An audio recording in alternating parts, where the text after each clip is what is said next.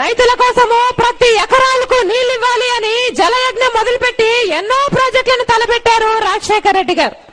రాజశేఖర రెడ్డి గారు ముఖ్యమంత్రిగా ఉన్న 5 సంవత్సరాలు రైతులకి నీళ్లు ఇచ్చాడు, 7 గంటలు ఉచిత విద్యుత్ ఇచ్చాడు, మద్దతు ధర కూడా ఇచ్చాడు, అవసరమైనప్పుడు ఇన్పుట్ సబ్సిడీ, ఇంకా అవసరమైనప్పుడు నష్టపరిహారం కూడా ఇచ్చాడు.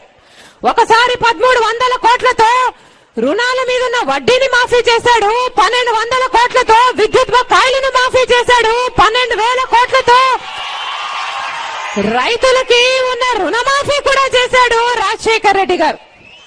రాజశేఖర రెడ్డి గారి కంటే ముందు చంద్రబాబు గారు రైతులకి, మహిళలకి రూపాయికి పైగా వడ్డీకి రుణాలు ఇచ్చేవారు.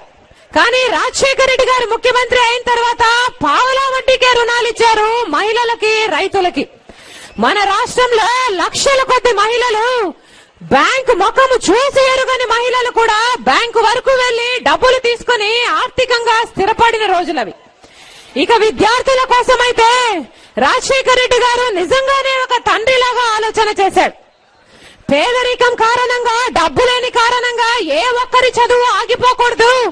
మీరు ఏది కావాలంటే అది చదువుకోండి. మీరు డాక్టర్ అవుతారా, మీరు ఇంజనీర్ అవుతారా, మీరు ఎంబీఏ చేస్తారా, మీరు ఎంసీఏ చేస్తారా, మీరు ఏది కావాలంటే అది చదువుకోండి, ప్రభుత్వమే ఉచితంగా చదివిస్తుంది అని గొప్ప భరోసా కలిగించాడు. కనుకనే మన రాష్ట్రంలో లక్షల కొద్ది విద్యార్థులు ఉచితంగా చదువుకొని ఈ రోజు లక్షణంగా పెద్ద ఉద్యోగాలు చేసుకుంటున్నారు.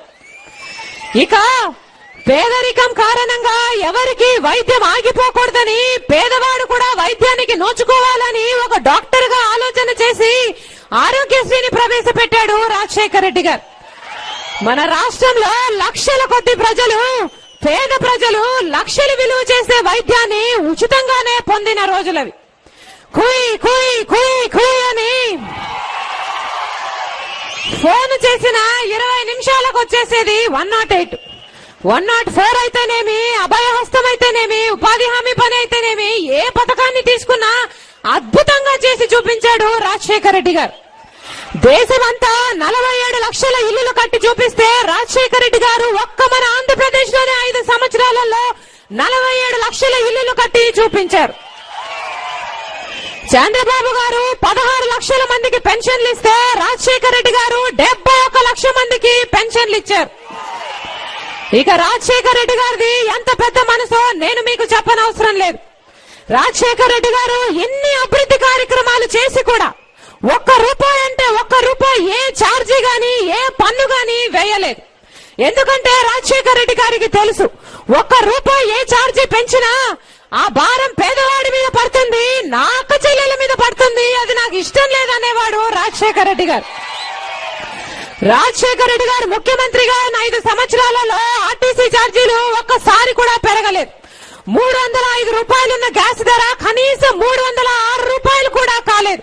మున్సిపల్ ట్యాక్సీలు పెరగలేదు, ఎరువుల ధరలు పెరగలేదు, ఇథనాల్ ధరలు పెరగలేదు. రాజశేఖర రెడ్డి గారు ముఖ్యమంత్రిగా ఉన్న 5 సంవత్సరాలలో ₹1 కరెంటు ఛార్జీ పెంచాడు అని ప్రతిపక్ష పార్టీలు కూడా చెప్పలేవు.